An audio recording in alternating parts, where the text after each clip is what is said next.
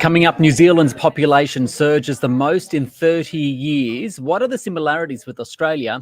And the oil price slumps to a 4-month low. We'll take a look at what it means for global interest rates. That's next.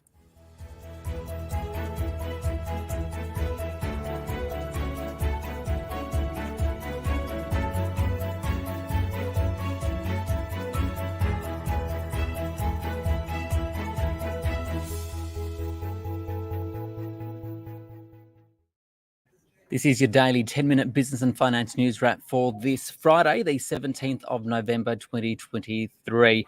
Later on Market Day, we will speak with Zoran Kresovic from Eightcap. But first, to New Zealand's population, which surged by about 138,000 in the 12 months to September. That's the most in 30 years, and most of that influx migration. For more, Rhayna Bosch spoke with Jarrad Kerr, the chief economist at Kiwibank. Look, migration is a big part of the New Zealand story on any given year, and we had a massive migration boom from 2013 to 2019. That was cut off by COVID, but it looks like it's resumed. Over the last year, we've seen net immigration of 120,000, which is a very big number for a small country like New Zealand. Most of those people are coming from Asia. And they're settling in NZ, and it's a similar story in Australia. In terms of the economy, we know that New Zealand, like everywhere, has its challenges at the moment with inflation and the like. What kind of an impact is this increase in migration presumably going to have? Yeah, we're still feeling our way through it. There's two sides to this coin. On the one side, there's an increase in supply of much needed labour. We've been short workers for a long time. Businesses up until sort of earlier this year were screaming out for workers. We've now seen quite an influx, and businesses are no longer complaining as much about the inability to find workers. So that's good, and that increases the supply of our labour force and actually puts a bit of dampening pressure on wages. That's one side of the coin. The other side is that we've got an extra 120,000 people. We're going to need an extra 40, 50,000 homes for those people, which we're not building. It puts pressure on all of our infrastructure, and we need to invest on the back of it. We need to put more money into education and health, etc. So it can be inflationary as well. Plus the fact that they arrive and they want to buy a car and some furniture, it does put pressure on everything. So I'm glad you brought up the housing market there, because that was going to be my next question. In terms of the impacts there and how New Zealand is faring generally, how are things shaping up at the moment with this influx? So we already have quite a shortage of housing in New Zealand. We haven't kept up with the pace of population growth for quite a while, at least a decade. So we've already got a shortage. That shortage is growing with the spike in migration. The housing market has gone through a bit of a correction. The Reserve Bank hiked interest rates quite aggressively. There's been some rule changes around what investors can do. So we have seen house prices decline about 20%. But things are turning, and I think house prices will actually rise sort of 5 to 7% next year. A lot of that is on the back of the surge in migration. So we've spoken there about some of the advantages and disadvantages. In terms of the general feel in New Zealand at the moment, is the current population receptive to this? Yeah, I think so. I mean, like I said, it's been part of our story, part of our makeup for as long as we can remember. Migration has been a big part of our story. There is some concerns around the amount of Kiwis leaving at the moment, and heading to Australia is the number one spot. About 60% of Kiwis leaving go to Australia, and the others sort of head on up to the UK. That is a worry. Why are they leaving? We're losing good labour or Kiwi intelligence heading off overseas. So that is a bit of a worry. But like I said, we're importing a lot more than we're exporting. Finally, Jarrad, bringing things back under a national lens, I know that you mentioned that the issue is kind of similar here in Australia. We've obviously got migration up at records. How does Australia compare to New Zealand in terms of this? And do you see the struggles that you're currently facing in your economy as a byproduct of migration being reflected here? Yeah, look, I think it's a large part of both countries' stories, right? We have seen quite a surge in migration into both countries. That puts pressure on everything, as we mentioned, and you know, we need to invest for these extra people that we're bringing in.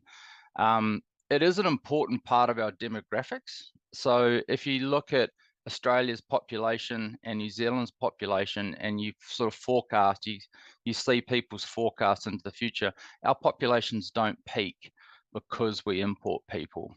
There are countries out there like China, whose population has peaked, it's aging, and they go through a lot more trouble because of it. So we don't face that because of our migration settings, but we do need to invest for it. We do need to invest for these extra people that we're allowing in. That's Jarrad Kerr there, the Chief Economist at Kiwibank, speaking with Rhayna Bosch. Now, Market Day on the SBS On the Money podcast.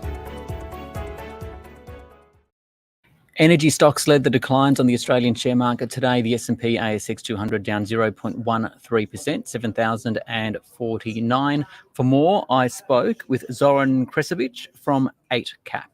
Predominantly driven by the fact that obviously it's better profit taking, given the fact that we've seen quite elevated moves within the market over the last week or so. I mean, overnight, if we go back to the US market and we look at the US Treasury yields, they've actually come off slightly on the back of the jobless claims in the US are rising, and also S&P 500 and NASDAQ actually gaining some ground. So if you have a look at the ASX, it's probably neutral at the moment, but predominantly driven by obviously the energy sector as well as discretionary sector. Those two sectors have been actually the worst performing for a week in total, on the back of crude oil actually going down approximately 5% overnight. Yeah, can we talk about that oil price falling in more details? Run us through what's moving that slump recently, what it says about the global economy, and the implication for investors and consumers. Absolutely. So as we can see, if you have a look at the global terms, we can see that obviously essentially elevated, movements in terms of the inflation across the globe overall. Most recently on Wednesday morning, Australian Eastern Standard Time, we've actually seen a bit of a surprise to the downside in terms of the CPI data from the US, which indicates one thing, that US inflation is actually starting to stagnate or slow down on the back of aggressive interest rate rises that we've actually seen, lifting rates over the last 12 months or so. I mean, majority of other countries across the globe have actually followed the same. So whilst I do actually have a look at the CPI headline inflation, I also pay a lot of attention to the actual core numbers as well. But food and energy have been actually accelerating over the last 12 months enormously, and crude oil at one point actually touched $92. That's heavily driven by obviously strong economy, a lot of disposable money that's been actually printed over the last couple of years due to COVID and a number of other macro factors. And also by the fact that we've actually seen a number of inventories. So the inventory in the US at the moment is actually skewed towards more supply demand, but not only that, OPEC countries such as Russia and Saudi Arabia have also increased the supply of crude oil approximately $1 million per barrel, which is the biggest number since the lows back in August 2023. So if you take into account all these factors, we can definitely see that there is quite a bit of supply in the market at the moment. The demand is actually not quite there at the moment, unfortunately, because of the economy slowing down, and therefore we are actually seeing crude oil crashing towards that $73 level. What's important to note as well, Ricardo, here is the fact that, if you have a look at the technical charting and we look at the key levels of support in terms of the crude, what we essentially can see that there is potentially more downside in crude oil, and we are looking at the range between $65 and $70. So, we anticipate further downside anywhere at 5 to 10% until it can actually find a good base and hopefully, stagnate around those levels before maybe we actually see further demand coming into 2024. You mentioned implication for inflation. We know that US inflation eased to its lowest since July, the UK the lowest in 2 years. We saw that data this week. Is it likely to mean the same for Australia then, or are there still some risks? Well, Australian market is actually slightly different if you have a look at the global scope of things. And the reason for that is because we've actually been fairly late in terms of lifting the interest rates within the actual cycle. So if we take a comparison, basically Reserve Bank of Australia, we can see that we are currently sitting at 4.3% in terms of the terminal rate. For example, if you compare that to the Bank of England, the Fed, ECB, even Reserve Bank of New Zealand, we can actually see that from 2022, they have started lifting the rates a lot more aggressively than us. And these implications we can actually see right now because all these economies are actually starting to slow down as opposed to the AU economy, which is actually still growing quite aggressively. And Fed future rates at the moment are pricing another 0.165% interest rate rise until May, June next year. So right now we're sitting at 4.3%. So we are looking for another 15 basis points either in the month of December, unlikely, or in the month of February because no meeting in January. So what that tells me is obviously wage growth is still actually quite strong at the moment. What we're seeing is, minimal wage growth increased to approximately 5.29%. Private sector wage growth is actually still strong. And we've seen the last quarterly figures of 1.3% come in, the highest within the last 26 years. Unemployment is the lowest within the last 50 years. So it's only normal to think that RBA will most likely continue raising the rates. How much we don't know at this point in time, but I would expect at least another 25 basis points. On the back of that, obviously, crude oil implications will be there. The growth is still there, which means that, crude oil is highly likely to elevate within Australia as opposed to the rest of the globe where inflation is taming. We are seeing a lot of deflationary, figures at the moment, and a lot of economies are actually slowing down right now. Okay, so finally, if inflation if interest rates are still likely to rise in Australia, or at the very least stay higher for longer, what does that mean for where the opportunities for investors are right now? Well, we're seeing still quite a bit of opportunities within the financial markets. I mean, if someone is actually quite conservative in their approach and they'll go a whole heap of cash sitting around, then obviously you can't go wrong with going into a term deposit or basically getting your buck for your money with holding funds and earning the interest on it. But what I like to actually consider is a little bit more aggressive approach. So if we're having a look at the equities, Australian equities in particular, a lot of focus has been put through into the material sector because we can see iron ore reaching $130 at the moment USD, so highest number from the March lows.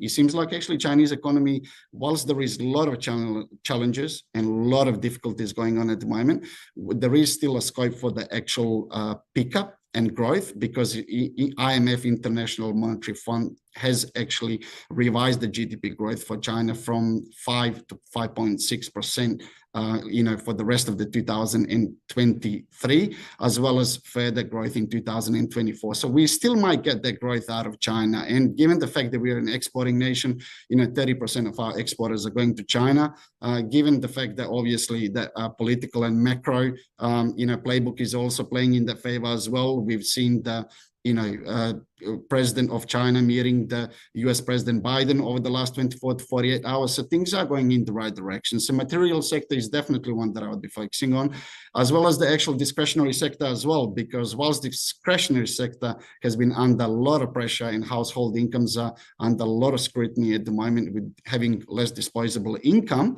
going into that November, December seasonality, which is generally pretty good for the actual equities in general, what we can see is basically the spending is likely to climb going into the Christmas and New Year. Lastly, we also like to look at the currency pairs as well. So having a look at something like that's, carry trade, if you're looking to offset the high yielding interest rates against the low yielding interest rates, then you'd be probably looking into the US dollar versus the Japanese yen, which has been performing exceptionally well and reaching the 2023 highs at this point in time. Aussie USD, another one, especially for the reasons that I mentioned previously. If we are purely looking on, Aussie interest rates continuing to rise, and we are looking at US interest rates actually, depreciating, or markets actually looking to cut the rates in April or May next year, then there might be scope for more upside on Aussie dollar as well if it breaks out of the range of 63 to 65 cents. That's Zoran Kresovic there from Eightcap. This SBS On the Money stream is provided for informational purposes only. The content in this stream should not be understood as constituting advice or a recommendation. It is not personal advice and it does not consider your personal circumstances or objectives. You should contact a licensed professional before making any financial